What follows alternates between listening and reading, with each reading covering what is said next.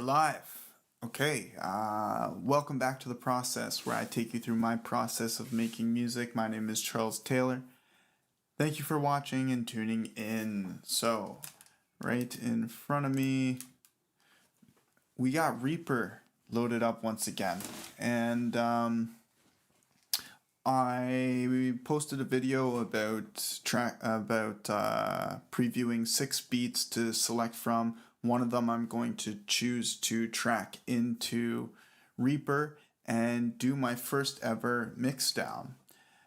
I think for today's session I'm just going to explain my setup, track in the beat, not really do too much beyond that. The session after, I will go and do some actual mixing because inevitably I'm going to run into something that I need to troubleshoot, or I don't know what's happening and need to figure it out.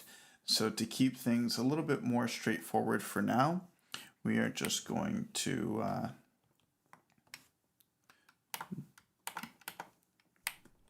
there we go.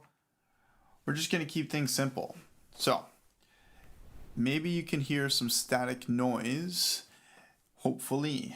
I'm controlling this static noise. It's going to get a little shaky here on this webcam. I'm controlling this static noise with my APC controller. That's the APC 40 Mark II. This is one of my most favorite pieces of musical equipment, and it was designed for Ableton Live. Once I got it and started using it, I realized that it's not at all functioning in the way that I want it to. And thanks to Reaper, I've been able to custom map everything, and it is now functioning a little bit more like a DAW controller. So,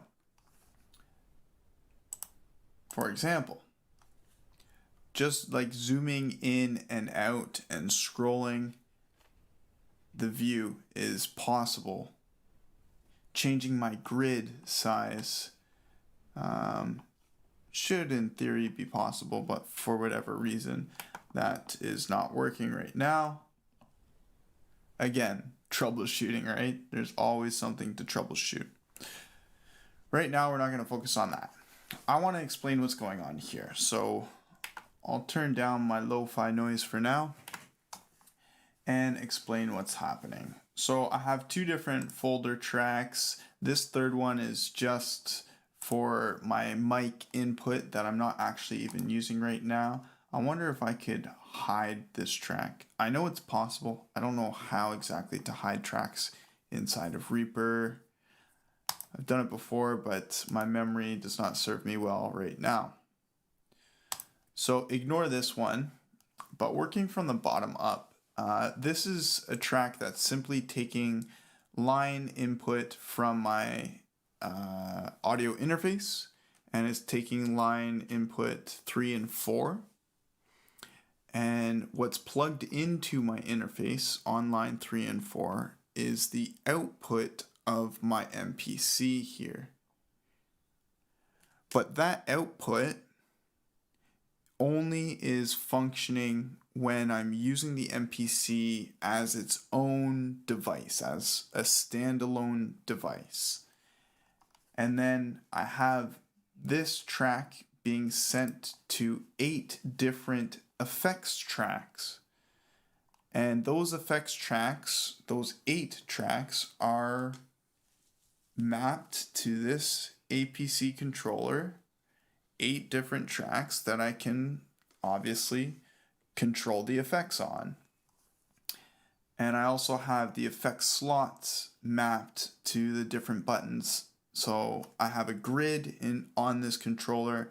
I can press one of the buttons in the grid, and that's going to pull up the effect that's in that slot. Hopefully that makes sense to you. So yeah, like I said, if I'm in this, I can obviously one of my effects is the lo-fi effect here that just generates some sound, and I can control that with a fader with my hands. It's very hands-on, my setup that I want it to be. Okay. So that is my effects track and my line input 3 and 4. But now what I want to do, I have a track loaded in on the MPC, but my MPC is not in standalone mode. It's actually in what's called controller mode. So in the other folder, the last track that's here, if we pull up our effects, I have a virtual instrument that is the MPC itself in controller mode. So I'm controlling this software program with my MPC. If I change screens on my MPC, it's going to reflect within the software program because that's what I'm doing. I'm controlling the software program. The audio is not actually coming out of the MPC outputs. It's being outputted from this MIDI track to these 32 tracks here. Well, technically 16. These 16 stereo tracks here. The first 8 are my 8 submixes inside the MPC, and the next 4 are my returns inside of the MPC, and the last 4 I can use as a buffer for any random sound that I want to route to its own individual channel.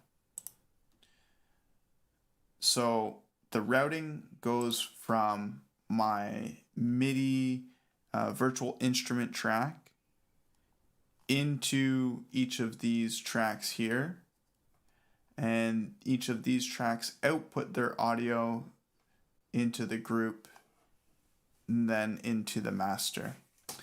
These tracks are also sending their audio to my effects track if I want to apply effects to the individual sounds on the tracks. Whereas in my other setup, just using the line input of my interface, if I apply some reverb, it's applying the reverb to the entire production and not just the drums. So those are 2 separate options that I have.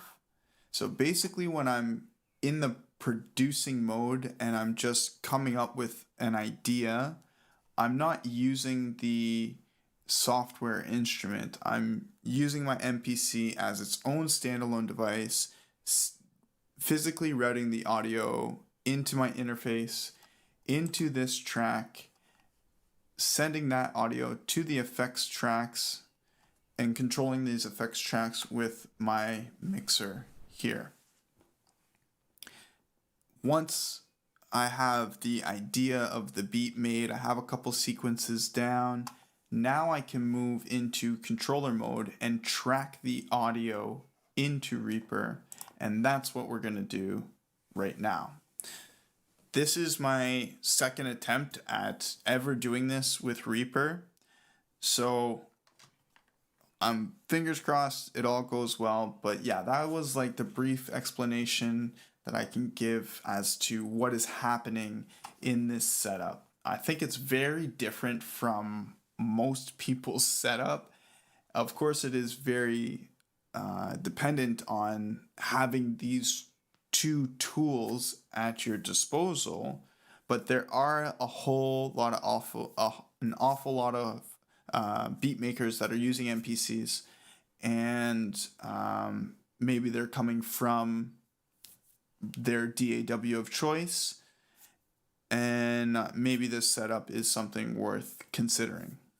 So I'll spend more time in the future on this, but for now, what we're going to do is to go into my track mutes, and from there I can select whatever sequence I want to be playing, and I can mute certain tracks on the MPC itself.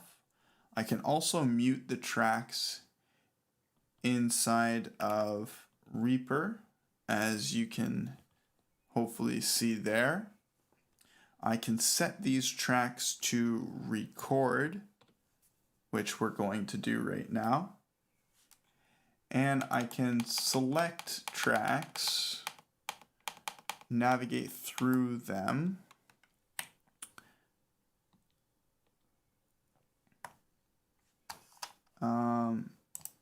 So I gotta fix that later. Can navigate through certain tracks, boom. So now all of these tracks are set to record, and we might as well just jump right in.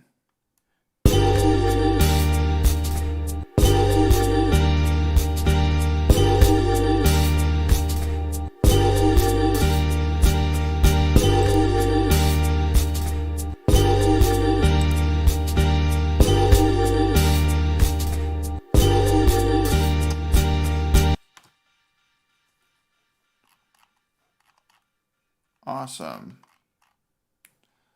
So that clipped hella loud, which is totally okay. Oh, is that why? Let me see. Let's solo this.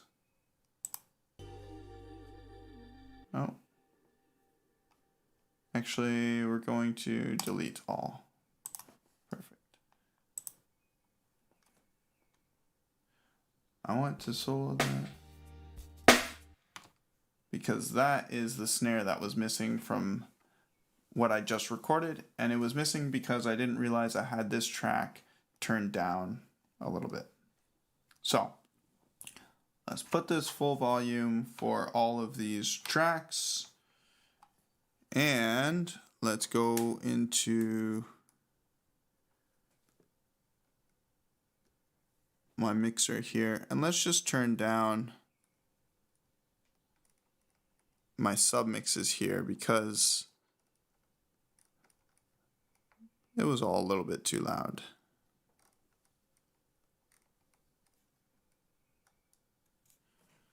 Okay, so in theory,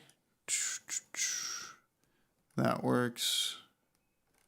There, 1, 2, 3, 4.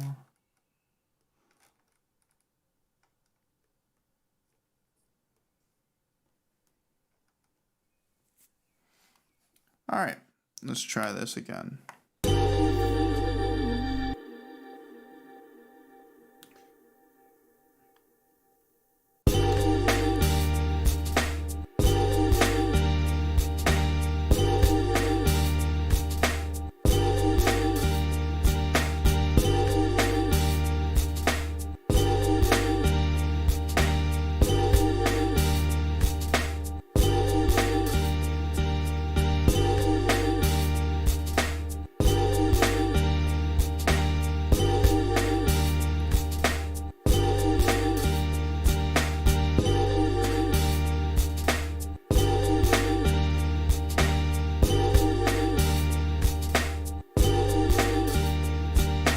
Another opportunity, probably would just be you and me. Another opportunity, probably would just be you and me. Another opportunity, probably would just be you and me. Another opportunity, probably would just be you and me.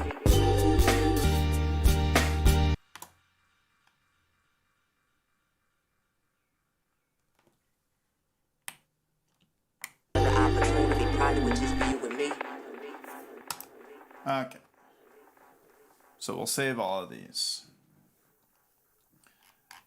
Now,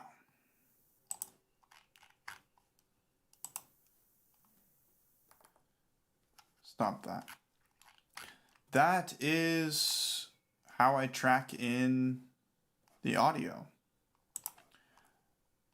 One thing that I am looking at right now, and a big reason why I think I'm going to absolutely love Reaper, is because I get to see these waveforms summed together before I actually do that summing. So that's really cool. Now, most importantly, let's bring that back up. We'll close this down. Take off all of these tracks from recording mode. And let's now toggle offline this virtual instrument. So my virtual instrument is no longer here working. Boom, I still want my master track up. And if I hit play now, it should just be the audio that I recorded.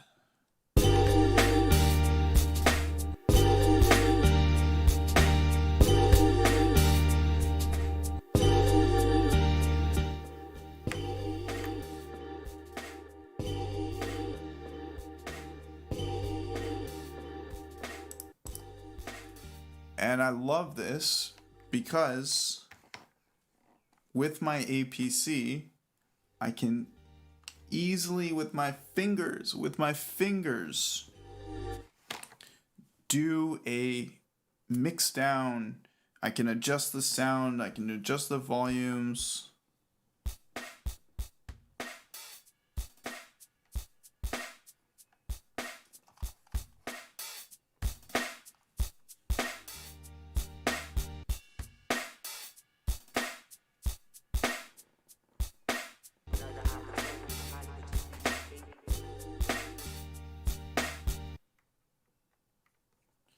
And I mean, like, that to me makes a huge difference in my workflow.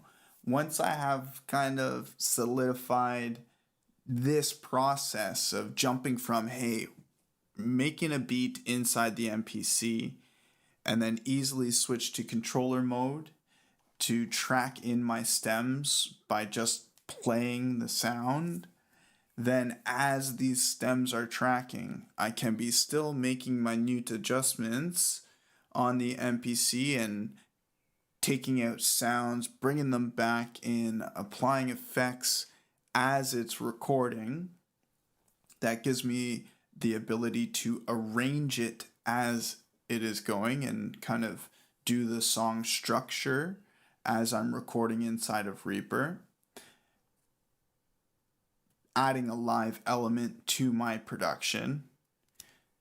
I can shut down controller mode and then begin editing, coming back and, zooming in, getting into the tight waveforms, yada yada.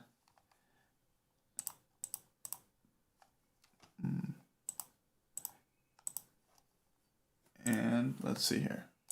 Let's go like this. Okay, it doesn't do them all. But you get the picture. Hopefully you get the picture. See, all of this, I know I just duplicated there. Let's undo that. Oh, right. To select, it's a right click. It's a right click. And I think if I want to just do, time selection, just right click like that. What about alt? Alt looks like it's a razor cut. So I still have a big learning curve as to this next step, editing down inside of Reaper. But thanks to people like Kenny Joya and I believe Mike is your name from Let's Talk About Reaper. Thanks to you guys and many others, that learning curve is getting less and less. So I'm excited now that I have Reaper set up for my specific workflow. I'm excited to start finishing some projects in here and doing some edits and some engineering.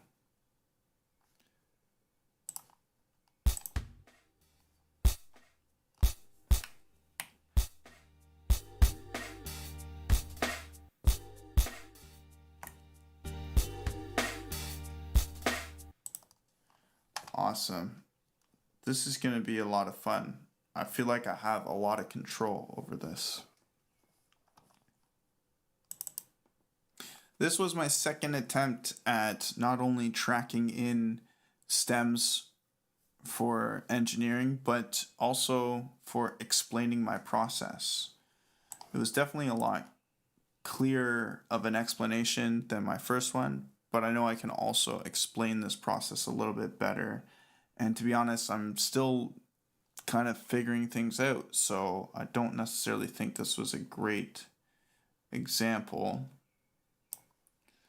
And I'm excited to kind of do better. All right. Oh, there's so much customization. I'm a little bit overwhelmed right now, I'm not gonna lie. There's so much customization to do with Reaper.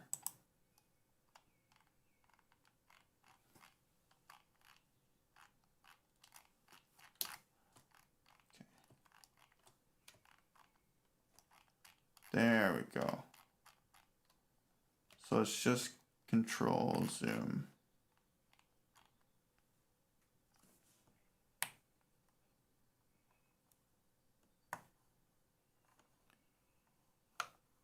So I think shift like that should be up and down. So I'll make note of that.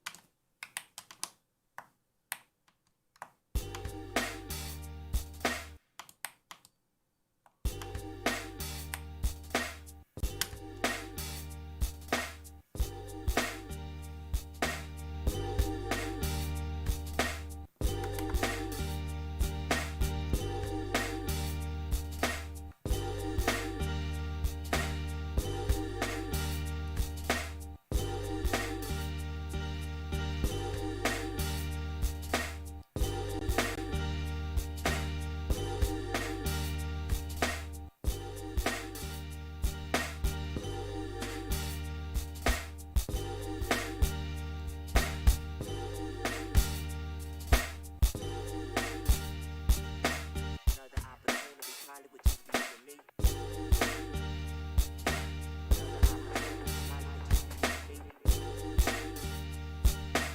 Another opportunity, Hollywood, you be with me.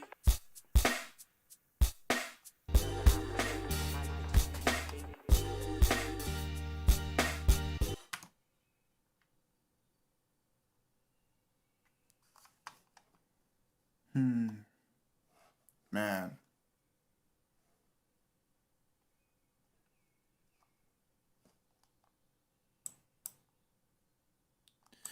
This is overwhelming.